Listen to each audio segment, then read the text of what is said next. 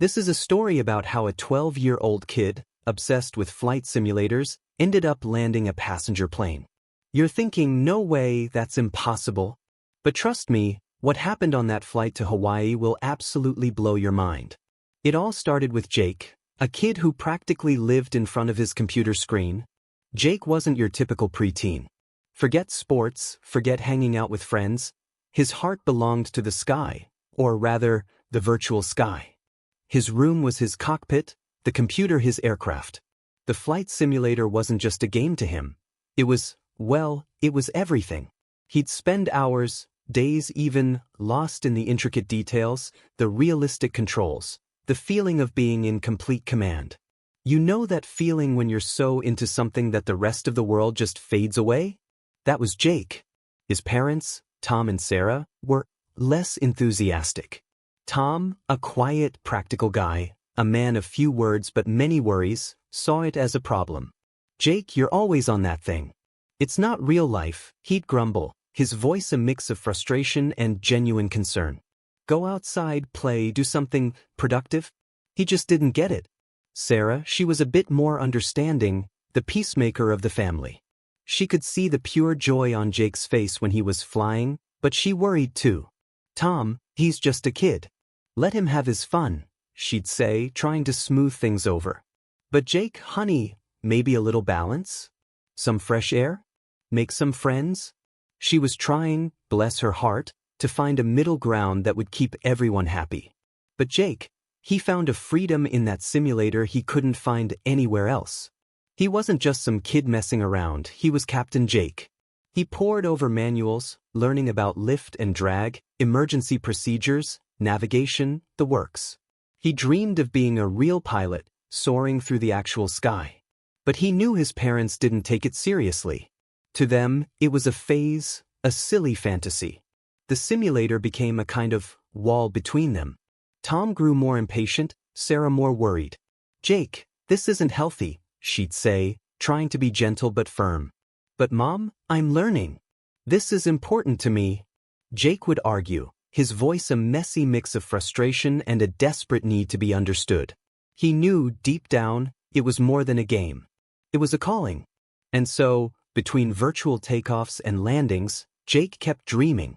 He pictured himself, one day, at the controls of a real plane, navigating the skies with the same skill he showed in his virtual world. But that dream felt distant, buried under the weight of reality and his family's expectations. He was trapped, really, between the sky he longed for and the solid ground he lived on. He hoped, somehow, someday he could bridge that gap, prove to them, and to himself, that dreams could take flight. That Saturday morning, the tension in the Johnson house was thick enough to cut with a knife. Jake, eyes heavy but a slight smile playing on his lips, came down to breakfast. He'd been up all night, tackling a particularly challenging mission in the simulator, a night landing in terrible weather. It was more than a game. It was a test, a way to prove to himself he had what it takes. But that smile vanished the second he saw his dad, Tom, sitting at the table, looking like a thundercloud. Sarah, making breakfast, looked from one to the other, her face etched with worry. "Jake, we need to talk," Tom began, his voice like steel. Jake's feet felt like they were glued to the floor. "You were up all night on that computer again, weren't you?" It wasn't a question.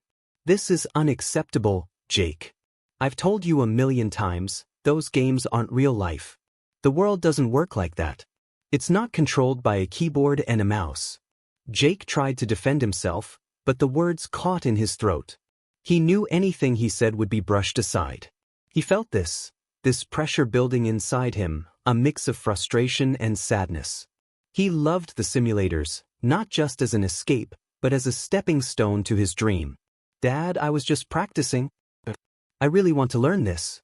It could be useful someday," he managed, trying to stay calm, but his voice cracked a little. Tom shook his head, his face grim. "No, Jake. Enough. I'm forbidding you from using the computer for games. You need to focus on what really matters, your studies, your health. I won't let you waste any more time on these fantasies." It felt like a punch to the gut. Jake looked at Sarah, hoping for some support, but he saw the worry in her eyes, and it just made him feel more alone. Sarah, ever the diplomat, tried to soften the blow. Tom, maybe we can find a compromise, she suggested. I understand Jake enjoys the simulators, but maybe we can set a time limit, so he can also focus on other things. Tom sighed, clearly irritated, but he relented, grudgingly. All right, but on one condition. The games can't interfere with his studies or social life. From now on, Jake, you can only use the computer for games on weekends, and for a limited time.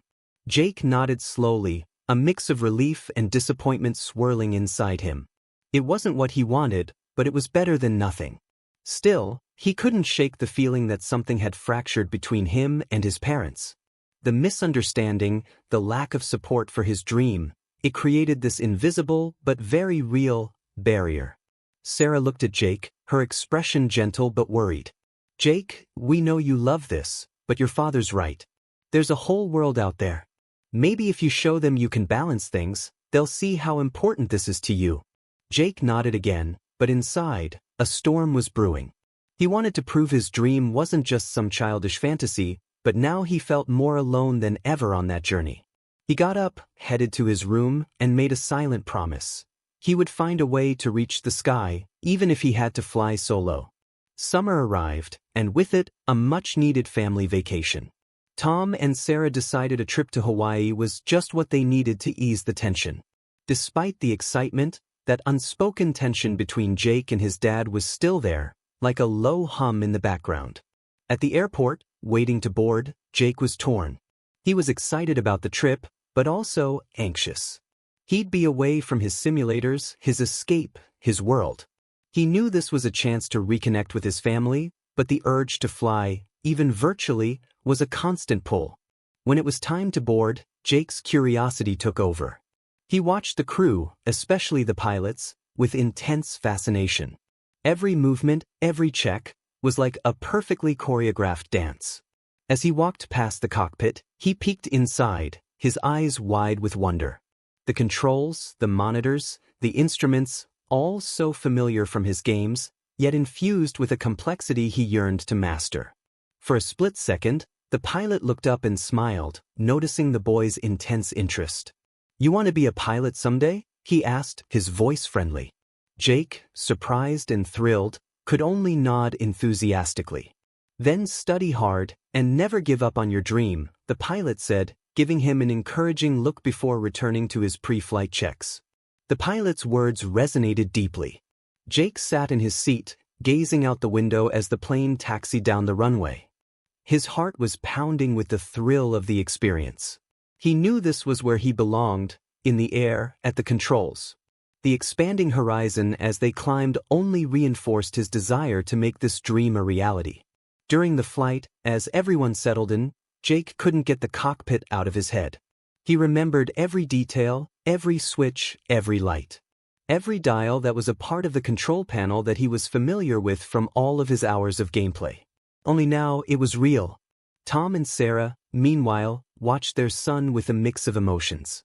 Tom, despite his skepticism, couldn't help but notice the sparkle in Jake's eyes, something he rarely saw.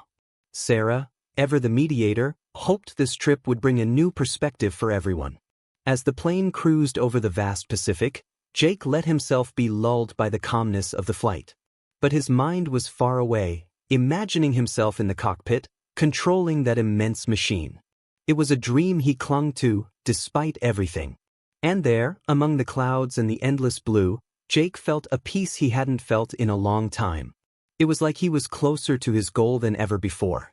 This trip to Hawaii, it was more than just a vacation. It was a journey that was shaping not just Jake's summer, but maybe his entire life.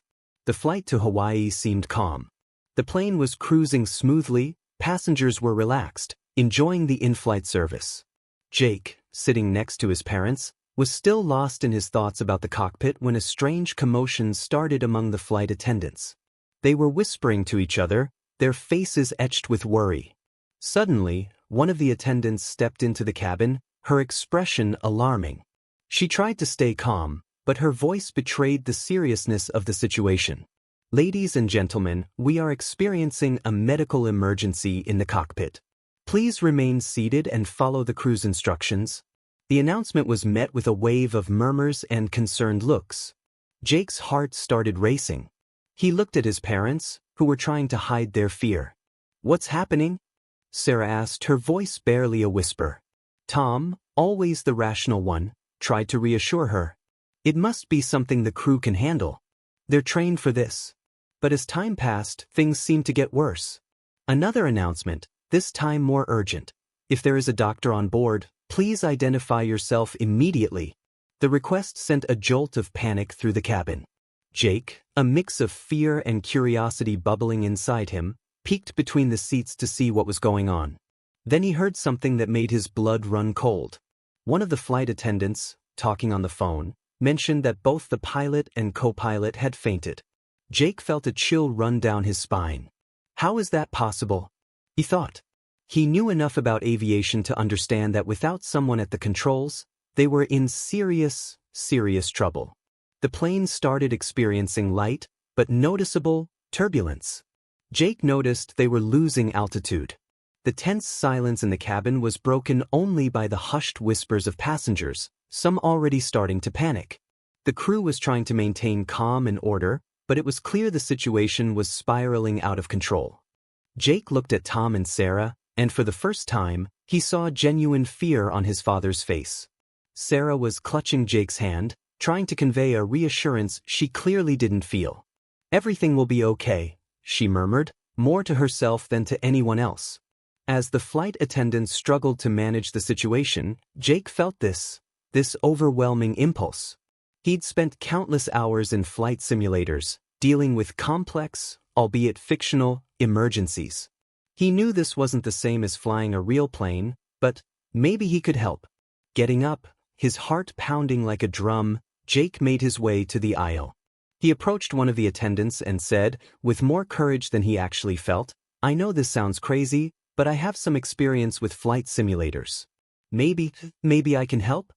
The attendant looked at Jake, incredulous, completely unsure what to do. The situation was desperate, and the idea of a boy helping to fly the plane seemed absurd. But desperation, it makes people consider the unthinkable. After a moment of stunned silence, the attendant decided to take the proposal seriously. "Wait here," she said, hurrying towards the cockpit. Jake stood there, feeling the curious and frightened gazes of the passengers on him. He had no idea what would happen next, but he was ready to do whatever it took. Inside the cockpit, the situation was dire. The pilot and co-pilot were unconscious, the aircraft being controlled by the autopilot, but only for a limited time. The altitude was slowly decreasing, and without a trained pilot, disaster was a very real, very imminent threat. Jake was called into the cockpit. As he entered, he saw the full gravity of the situation. He took a deep breath, a surge of determination flooding through him. He had no choice. He had to try. Even if he wasn't sure he could save them, Jake knew he was the only one between his fellow flyers and a very hard landing. He had to try, he just had to. The fate of everyone on board rested on his small shoulders. Inside the cockpit, Jake took a deep breath, feeling the crushing weight of responsibility. Those controls, once just part of a game, now represented the thin line between life and death for everyone on board. Communication with the Honolulu control tower was already established. The ground crew knew they had an emergency, with a very young, very inexperienced pilot in command. The calm, yet urgent, voice of the air traffic controller crackled in Jake's headphones. "Flight 5678, this is Honolulu Control Tower. We understand you are in command. We will guide you to a safe landing. Stay calm and follow our instructions." Jake nodded, even though the controller couldn't see him. "Roger, Control Tower." "I'm ready," he replied, trying to sound more confident than he felt. He adjusted the headphones, focusing on the instruments in front of him, which, strangely, were starting to feel less intimidating, more like old friends, thanks to his years of simulator practice. The first instruction was to stabilize the altitude and check the essential systems. Jake struggled to keep his voice steady as he confirmed the altitude and adjusted the speed. The turbulence, shaking the plane, made it harder, and he felt his hands sweating on the yoke. But he forced himself to remember all those times he'd dealt with similar situations in the simulators, and it gave him a flicker of confidence. In the passenger cabin, the mood was beyond tense. People were holding hands, some praying silently, others trying to remain calm. Tom and Sarah were in shock, knowing their son was in the cockpit, but they had no choice but to trust that Jake would do his best. Sarah was silently crying while Tom, his face pale, tried to comfort her. As the plane approached Honolulu, the control tower guided Jake through the final approach procedures. He'd need to align the plane with the runway, adjust the speed, configure the flaps and landing gear. Each instruction was critical, and Jake knew any mistake could be fatal. The pressure was immense. He had to balance his growing anxiety with the need to focus on the technical details. Lights flashed on the panel, alerts sounded sporadically, but he kept his attention on the controller's voice and his own skills. He repeated to himself that he could do this, that he had trained for this. As the plane began its descent, Jake activated the landing gear and adjusted the flaps, as instructed. The runway at Honolulu came into view, and he prepared for the most critical moment. Touchdown. The plane shook as he made final adjustments, but Jake remained steady, correcting the trajectory with small, precise movements. His eyes were glued to the runway. He heard the final instruction from the tower: final approach, reduce speed, and prepare to land. He complied, adjusting the engine power and slightly lowering the plane's nose. The runway was approaching fast, and Jake's heart felt like it was going to explode. The impact was smoother than Jake expected. The plane touched down with a slight jolt, and he immediately activated the brakes and thrust reversers, slowing the plane down. As the plane decelerated, finally coming to a stop, silence filled the cockpit. For a moment, everything seemed suspended in time. Then, applause and cheers of relief erupted from the passenger cabin. The crew and passengers were overwhelmed with emotion, some still in shock, others crying with joy and relief. Jake let out the breath he hadn't realized he was holding and leaned back in his seat, exhausted but triumphant. The cockpit door opened, and the flight attendants rushed in, some with tears streaming down their faces. Jake was quickly pulled from the seat and embraced by everyone around him, including an emotional Tom and a tearful Sarah. He had done the impossible. He had saved the flight, landing the plane safely, becoming, without a doubt, the hero of the day. As the emergency sirens approached, to assist the pilots and check on everyone, Jake finally grasped the magnitude of what he'd accomplished. He wasn't just a kid playing flight simulators anymore. He was a real pilot, someone who had made a difference in a critical moment. And at that instant, he knew his dream of flying was more real, more possible, than he'd ever imagined. Honolulu Airport was buzzing. News of the dramatic landing and the young hero had spread like wildfire. When the plane finally stopped, emergency teams, journalists, and curious onlookers were already gathered, eager to see the boy who had saved everyone. Jake, still dazed, was taken to a room where doctors checked him over to make sure he was okay. His parents, Tom and Sarah, stayed by his side, their faces a mixture of pride, relief, and unspoken emotions. For Tom, who had always been skeptical, what had happened was a shock, but also a revelation. He looked at his son with new eyes, realizing that what he'd dismissed as a childish pastime was actually a legitimate passion, an incredible skill. The moments after the landing were intense. The media, both local and international, swarmed, wanting to know everything about the boy who had achieved the impossible. Jake, shy and a little overwhelmed by the attention, answered their questions as best he could.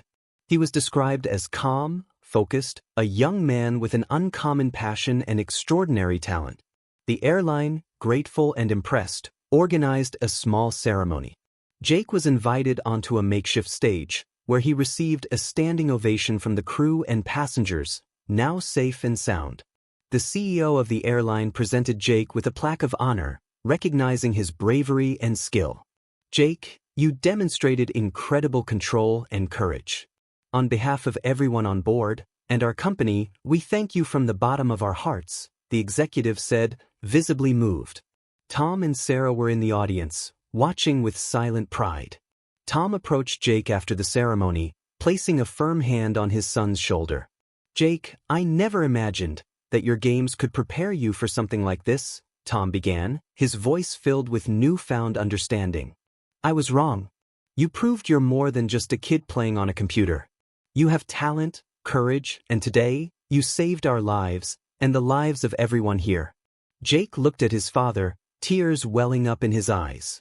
For the first time, he felt that Tom truly saw him, not just as a son, but as someone with his own value, his own skills.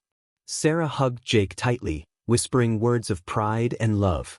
Jake felt that, in some way, this experience had not only validated his dream but had also brought him closer to his family. The media quickly turned Jake into a sensation. He was interviewed by countless TV networks, his story splashed across newspapers and magazines worldwide. His feat was compared to those of experienced pilots, and he received praise from aviation experts. Jake, however, remained humble, always crediting his simulator experience and the precise instructions from the control tower for his success. In the days that followed, the Johnson family stayed in Honolulu to rest and recover. During that time, Tom and Sarah began to see Jake's interest in aviation in a completely new light. They visited a local aviation school, where Jake was invited to experience professional flight simulators and even fly in a small plane with an instructor pilot. For Jake, it was a dream come true. For his parents, it was a revelation of the potential they had previously underestimated. The experience marked a new beginning for Jake and his family. Tom, in particular, became a staunch supporter of Jake's dream. He and Sarah decided to fully support Jake in pursuing a career in aviation, investing in his education and training. Jake, in turn, was more motivated than ever. He knew the journey to becoming a professional pilot would be long and challenging, but he was determined to pursue it, now with his family's full support. And so, the boy who was once reprimanded for spending hours playing flight simulators became an internationally recognized hero, with a bright and promising future ahead. Jake's story wasn't just about a miraculous landing, it was about how a dream can come true even in the most unexpected moments. I hope you enjoyed this story full of twists and emotions. If you liked it and want more exciting narratives like this, don't forget to like and subscribe to the Storytime with Hannah. Here, every story is a new adventure, and we are always ready to surprise you. Also, leave your comment about what you thought of the story and suggestions for future narratives. See you next time.